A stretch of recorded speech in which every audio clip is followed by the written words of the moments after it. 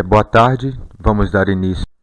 Então, como mencionado semana passada, teste de hipótese é parte do que nós chamamos de inferência estatística, ou seja, baseado em dados amostrais, nós vamos tentar inferir ou predizer um dado populacional. E os testes de hipótese são exatamente ferramentas que são utilizadas para que nós possamos fazer comparações entre dados históricos, por exemplo, ou comparações entre procedimentos, sempre com o intuito, com o objetivo de verificar se aquela situação ela é semelhante ou diferente daquilo que é o esperado. Certo? Então, especificamente essa semana, nós vamos falar entre testes de hipótese para comparações com dados históricos ou dados populacionais. Na próxima semana, nós vamos falar de comparações entre procedimentos.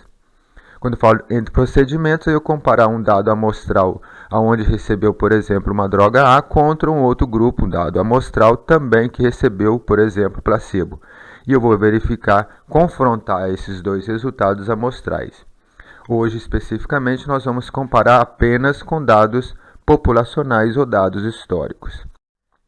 Então, um exemplo dessa comparação que eu estou dizendo para vocês, a indústria farmacêutica chamada Procter Industries nos Estados Unidos lançou um medicamento chamado Gender Choice. E de acordo com a propaganda dessa indústria, uma vez que o casal começasse a tomar essa medicação, eles estavam prometendo aumentar a chance de nascimento para um determinado gênero, dependendo da escolha do casal. Nós já sabemos de antemão que a probabilidade natural do nascimento de um determinado gênero é da ordem de 50%, seja para o sexo feminino, seja para o sexo masculino. Ou seja, eu já tenho dados históricos, já tenho dados populacionais que me dão uma orientação. E eu venho com uma droga que diz que vai alterar essa probabilidade. Certo? Então, aí é um teste de hipótese com dados populacionais ou confrontando com dados históricos. Aí a propaganda feita em 1987 da droga. Essa aula já está disponibilizada, depois vocês podem verificar esses dados com mais paciência. Então, se eu eventualmente tivesse acesso a uma determinada droga dessa indústria, do Gender Choice, e eu disponibilizasse essa droga para 100 casais, e esses casais antes decidir se queriam uma menina ou um menino como filho, então a droga estaria direcionada para a escolha do gênero. E nesse caso especificamente foi definido que os casais queriam uma criança do gênero feminino, então a droga seria da embalagem rosa, se fosse menino seria da embalagem azul. Então, nesse caso, como eu estou mostrando para vocês aqui, trata-se de um modelo probabilístico não apresentado para vocês, que nós chamamos de binomial, onde nós temos a necessidade de saber que o tamanho amostral e a probabilidade de acerto com relação ao interesse do pesquisador. Nesse caso, a probabilidade do nascimento de meninas para aqueles casais que receberam a droga da embalagem rosa. Já sabemos que de antemão que a probabilidade de nascimento de menina é de 50%, então, ou seja, a droga deveria então nos proporcionar uma probabilidade maior do que 50% para o nascimento de meninas, desses 100 casais que utilizaram a embalagem rosa antes da fecundação. Então aqui, duas situações A, por exemplo, dos 100 casais que receberam a embalagem rosa, apenas 52 desses casais tiveram menina. Então a pergunta, 52% é muito diferente dos 50%? Então, nesse caso, não há dados suficientes para concluir que o Gender Choice tem eficácia na escolha do gênero da criança ao nascimento. Então isso foi o que aconteceu, que nós chamamos de mero acaso. Em contrapartida, numa outra situação no qual dos 100 casais que receberam a droga da embalagem rosa, 97 desses tiveram menina. Então a probabilidade foi de 97%. Então você vê que nesse caso há um distanciamento bastante significativo entre aquilo que já era esperado, 50%, daquilo que foi observado, de 90%. Então daí começam a ser dados que sugerem a eficácia sim da droga para a escolha do nascimento do gênero, do nascimento da criança. certo? Então, aqui nesse caso, nós temos que decidir por uma das duas hipóteses. Número 1 seria o gender choice não funciona, ou seja, a probabilidade é exatamente igual à probabilidade já esperada, que é de 50%, ou o gender choice funciona. Então, a probabilidade de nascimento, dependendo da embalagem, vai ser maior do que 50%. E isso na presença de uma única amostra de população de interesse. Então, daí nós vamos aplicar o teste de hipótese para verificar se há uma eficácia na utilização dessa droga ou não. Então, o teste de hipótese é uma afirmação sobre um parâmetro da população. Não poderia ser diferente, uma vez que nós estamos falando de inferência estatística. Sobre a média de uma variável naquela população, se nós estivermos trabalhando com dados quantitativos contínuos ou sobre uma proporção populacional, como apresentado anteriormente. Então, o teste de hipótese é um processo de decisão entre duas hipóteses sobre um parâmetro da população que a gente vai fazer. Então, nós temos que, já antes de qualquer coisa, antes de começar a fazer o teste de hipótese, definir quem é a nossa hipótese nula e quem é a nossa hipótese alternativa. Então, a hipótese nula é o ponto de partida e a hipótese alternativa nós chamamos de hipótese do pesquisador. Com relação ao gender choice, o que nós temos é que a hipótese do pesquisador é que ele gostaria de verificar que aquela droga realmente funciona. Então, a probabilidade tem que ser maior que 50%. E aquela hipótese contrária do pesquisador é o método não funciona, ou seja, a probabilidade vai ser exatamente igual à esperada para o gênero especificamente procurado. Então, aqui nós temos que a hipótese nula é quando a probabilidade for igual a 50% e a hipótese alternativa, ou seja, a hipótese do pesquisador, é que a probabilidade seja maior que 50%. Certo? Então, quando nós aplicamos teste de hipótese, nós temos que tomar cuidado com duas situações que nós chamamos de erro tipo 1 e erro tipo 2. Então, o que quer dizer erro tipo 1? É quando, numa situação real desconhecida, H0 é verdadeira. Ou seja, não há diferença entre a utilização da droga quando comparado com a probabilidade de nascimento de forma natural. E a decisão do teste foi de rejeitar H0. Ou seja, H0 era verdadeira, a medicação não funciona, mas eu rejeitei essa situação. Então, é uma decisão no qual eu rejeito H0 quando H0 era verdadeira. E o erro tipo 2 é quando H0 é falsa, ou seja, a probabilidade não é de 50%, ela era maior, e eu não contenho dado suficiente para rejeitar esse H0. Então, eu não rejeito H0 quando H0 é falso. Então, são os dois tipos que nós temos que tomar bastante cuidado quando nós estamos lidando com teste de hipótese. Então, os erros associados dizem o seguinte: a proporção de nascimentos de meninas para aqueles casais que utilizaram embalagem rosa com o uso do gender choice foi H0. A probabilidade não teve diferença quando comparado com o que é o esperado, ou seja, a medicação não funciona, e a hipótese alternativa é que o nascimento por um determinado gênero vai ser maior que 50%, ou seja, a droga funciona. O erro tipo 1 diz o seguinte: ele diz que o gender choice funciona quando ele realmente não funciona. E o erro tipo 2 é dizer que a droga não funciona quando ela funciona. Nesse caso, o erro tipo 1 é o erro mais grave. É quando você diz que uma coisa funciona quando ela, na verdade, não funciona. E isso, de uma forma prática, é colocar na prateleira das farmácias uma droga que realmente não vai funcionar. E o erro tipo 2 é você dizer quando ela não funciona, mas na verdade ela funciona porque você não tinha dado amostral suficiente para isso. Então você deixou de colocar uma medicação interessante para a população. Então o erro tipo 2 é menos grave quando comparado ao tipo 1, porque você dizer que uma coisa funciona quando na verdade ela não funciona absolutamente nada. Então esse erro nós temos que tentar controlar na maior parte das vezes. Certo? Então o tipo 1 é geralmente o mais grave, e aí a gente tem que controlar.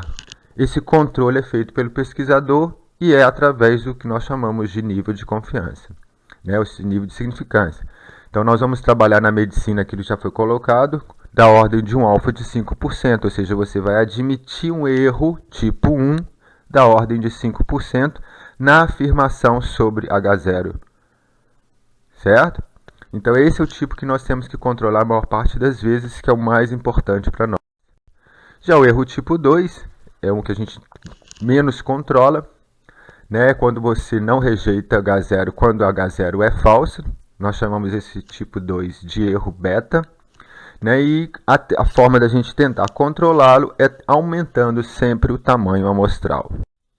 Tá? Então, os componentes de um teste de hipótese. Hipótese nula é a afirmação sobre um parâmetro populacional, já mencionado, média ou proporção, né? E é usado da forma que eu estou colocando aqui para vocês.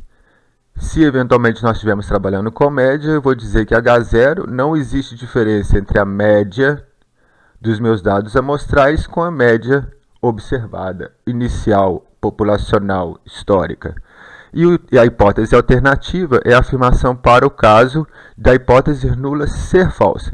Se eu conseguir, então, rejeitar H0, eu vou aceitar a hipótese alternativa, que é a hipótese do pesquisador, que pode ser que o meu dado amostral ser somente diferente do meu dado populacional ou histórico, ele pode ser maior do que ele ou ele pode ser menor do que ele. Então vai depender para que lado o teste vai tender. E essa é uma pergunta que somente o pesquisador vai ter condições de auxiliá-los, certo? Então, umas formas das hipóteses sobre a média populacional, nós temos aqui, então, H0 como sendo sempre vai dar o seu dado amostral igual ao seu dado populacional ou histórico. Vejam que H0 são iguais aqui nesse exemplo, e vai mudar dependendo do direcionamento que o pesquisador tem com relação à sua pergunta alternativa. Certo? Então ele pode ser menor do que o esperado, ele pode ser maior ou ele pode ser diferente. Isso aqui é importante notarmos porque vai direcionar para que lado nós vamos olhar na curva gaussiana, ou seja, à esquerda, à direita ou para os dois lados. Tá, ok? E aí nós vamos entrar na forma de como nós vamos utilizar os testes de hipótese para os diferentes cálculos amostrais. Então, a estatística mede a distância entre o que foi observado na amostra e o que seria esperado se a hipótese nula fosse verdadeira. Então, teste de hipótese sobre uma média, então H0 sempre igual entre o observado, que seja a minha amostra, com aquilo que era esperado, que é o dado populacional. Nesse caso, quando nós estivermos lidando com média, nós vamos utilizar a tabela T de Students, aqui exatamente como nós utilizamos anteriormente para o ajuste amostral, né? E se estivermos trabalhando com proporção, a ideia do H0 é que a proporção observada na minha amostra ela vai ser igual à proporção esperada para aquela situação. E aí, nessa situação, nós vamos voltar para a tabela Z, né, e utilizar essa fórmula muito simples também. Todas as duas, na verdade. Então, a distribuição de referência de teste vai de acordo com o tipo de hipótese feito, né? Então, sobre uma média, aquilo que eu já comentei, H0 vai ser igualdade entre elas, e eu vou trabalhar com a tabela T de Students, levando em consideração n-1 graus de liberdade. Se eu estiver trabalhando com proporção, então, eu vou usar a normal padronizada. Certo? Então, H0 é verdadeira, a estatística do teste segue a distribuição de referência, ou seja, se H0 é verdadeira, né, não há diferença entre a média amostral e a média populacional, não há diferença entre a minha proporção amostral com a proporção esperada, então o valor da estatística de teste deve ser um valor típico de distribuição de referência, ou seja, não há diferença entre os dois dados, eu não posso rejeitar H0. Tá? Caso contrário, se eu conseguir rejeitar H0, então eu vou aceitar a hipótese do pesquisador, que é a hipótese alternativa. Vamos dar um exemplo para facilitar o entendimento dos testes de hipótese com dados populacionais sabidos. Então vamos pensar aqui uma indústria farmacêutica, e ela produz um determinado analgésico, né, e ela já sabe de antemão que a quantidade média de um determinado sal, aqui especificamente o ácido acetil salicílico, deve ser da ordem de 5,5 mg por comprimido. Por um determinado problema que aconteceu na produção de um lote, então o lote, ele passa a ser a população, né? Nesse lote, então, uma quantidade média parecia estar diferente da especificada. Então, para um lote, o responsável técnico acha que, especificamente naquele lote, a quantidade média esperada não está em torno de 5,5, ela está diferente. Ele não disse se ela está maior ou menor, ela só disse que está diferente. Então, para poder verificar isso, o que ele fez? Ele fez um experimento, ele selecionou uma amostra de 50 comprimidos deste lote. Então, agora eu estou tirando uma amostra da minha população, que é o lote, e observou nesses 50 comprimidos que a média estava de 5,8 miligramas com desvio padrão da ordem de 0,85. E aí, com isso, ele pergunta se não dá, com alfa de 2%, a diferença entre esse dado amostral com o dado populacional, ou seja, o dado esperado para aquele específico lote. Então, para isso, nós vamos lançar a mão do teste de hipótese para confirmar isso aqui. Então, a média é a quantidade média de ácido acetil salicílico num determinado analgésico. O valor de comparação nós já sabemos, então a μ0 é 5,5. E as hipóteses, então, são quais? H0, que a média amostral vai ser próxima ou igual a 5,5, e a minha média, que seria a hipótese alternativa, a média amostral vai ser diferente de 5,5, que é o que era esperado. Vamos checar isso no nível de significância de 2%, então alfa 0,02. Então os dados amostrais nós já temos, N 50, média 5,8, desvio padrão 0,85. Nós vamos aplicar a fórmula, uma vez que nós estamos lidando com média, o T de students, então nós vamos substituir esses valores nessa fórmula e vamos chegar a um dado de 2,5, ou seja, é o dado que nós observamos com a minha amostra. Uma vez com esse dado, nós vamos agora confrontar com o nível de significância e verificar se essa hipótese nula é verdadeira ou falsa. Qual o nível de significância? O alfa da ordem de 2%. Como ele é diferente, nós vamos julgar tanto para a direita quanto para a esquerda. Nós não estamos aqui afirmando se está maior ou menor a quantidade, o pesquisador não sabe. Ele só acha que está diferente. Em sendo diferente, na curva normal, aquelas áreas achuradas vão ter que ser divididas metade para um lado, metade para o outro, porque ele não sabe para qual lado, na verdade, a concentração está. Se ela poderia estar maior, como poderia estar menor que 5,5. Então, nessa situação, o nível de significância, o alfa, ele é dividido por 2. Então, fica 0,01 para a direita e 0,1 para a esquerda.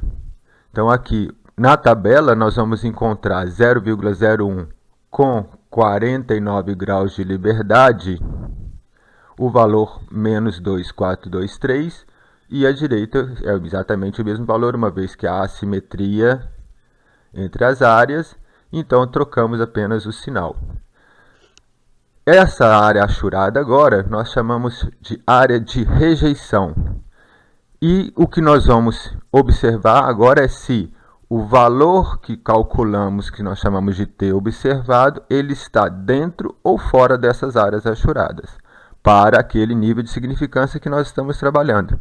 Então, ao observarmos que o T calculado foi 2,5 e o T tabelado é 2,423, o 2,5 ele é maior do que isso aqui. Então, ou seja, ele se encontra dentro da área achurada. Estando dentro da área achurada, ele não é dito como típico dessa distribuição. Dessa forma, nós rejeitamos H0. Então, ao nível de significância de 2%, há evidências estatísticas suficientes nesta amostra para dizer que a quantidade média desse ácido do comprimido é diferente de 5,5. É diferente, em momento algum ele disse era maior ou menor. Ele é diferente, nós sabemos que é diferente para mais.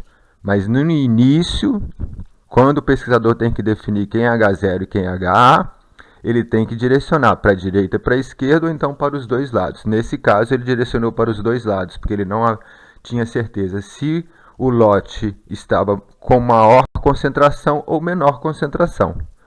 Okay? Agora, se eu testar essa mesma amostra para uma significância de 1%, Então, meu alfa agora é da ordem de 0,01. E ao olharmos nossa tabela, vamos ter que novamente dividir isso por 2, então 0,005, tabelado com 49 graus de liberdade, sabendo que a nossa amostra é de 50, então n menos 1, 49, nós vamos obter o valor de menos 2704 e 2704, para a direita e para a esquerda. Nesse caso, nós vamos observar que para essa amostra, o 2,5 não muda, óbvio. Ele se encontra fora da área achurada. Então, a um nível de significância de 1%, eu já não consigo rejeitar H0. Ou seja, eu não digo que, apesar de ser 5,8, ele não se mostra diferente demais dos dados esperados, que é de valor de 5,5. Então, para um nível... a um nível de significância de 1%, não há evidências estatísticas suficientes para dizer que essa quantidade de comprimido é diferente, apesar dos dados serem levemente diferentes. Tá ok? Então, as formas de hipótese que nós temos que tomar bastante atenção estão aqui, né? Sobre a média populacional, nós temos que definir primeiro para que lado nós vamos trabalhar, se é para a direita ou se é para a esquerda. Ah, não, eu tenho certeza que os meus dados são menores do que o esperado, então eu só vou trabalhar para a esquerda. Não, eu tenho certeza que esses dados estão maiores, então eu só vou trabalhar para a direita, nesse caso. E aqui, como eu não tenho certeza se ele é maior ou menor, então eu vou jogar para os dois lados, e nessa situação eu sou obrigado a dividir o alfa por 2 para calcularmos essas áreas de rejeição, para então observarmos se o ponto calculado vai estar exatamente localizado dentro ou fora. Se dentro, rejeitamos H0. Se fora, não rejeitamos H0. Então, os passos que a gente tem que ter em mente para cálculo de teste de hipótese é, primeiro, definir que parâmetro nós vamos trabalhar. É média ou proporção? Ok, se é média, nós vamos trabalhar com T, da tabela T. Se é proporção, trabalhamos com a tabela Z. Vamos depois definir quem são as hipóteses nulas e alternativas. Nula, o valor vai ser igual àquele populacional ou esperado, certo? E a alternativa é a pesquisador que vai definir. Ele está maior do que aquele valor, ele é menor do que aquele valor ou ele é diferente daquele valor. Vamos depois definir com que alfa nós vamos trabalhar. Porque vocês, como eu mostrei anteriormente, a um nível de significância de 2%, eu conseguia rejeitar H0. Mas como eu trabalho com um nível de significância maior e os meus dados amostrais não são suficientemente bons, então eu já não consigo, com um nível de significância menor, rejeitar H0. Eu teria que aumentar meu espaço amostral para ter dados maiores, para eu então poder verificar com uma significância menor se eu consigo ou não rejeitar H0. Definir a estatística, né? Vai estar de acordo com o parâmetro que a gente vai trabalhar. Se eu estiver trabalhando com média, então, trabalhar com a T de students. Se eu estiver trabalhando com proporção, voltamos para a tabela Z padronizada. E, uma vez que você calculou aquele valor, você vai confrontar com o dado tabelado baseado no alfa e na tabela que vocês estiverem utilizando. E daí vocês vão ter condições de dizer se vocês vão conseguir rejeitar ou não H0. O intuito nesse momento do teste de hipótese é verificar a possibilidade de rejeição de H0 sempre. Porque se a gente conseguir rejeitar H0, eu aceito HA. Se eu não rejeito H0, eu não posso nem pensar em aceitar HA, que é a hipótese do pesquisador. Tá ok? Então nós finalizamos aqui e até semana que vem. Obrigado.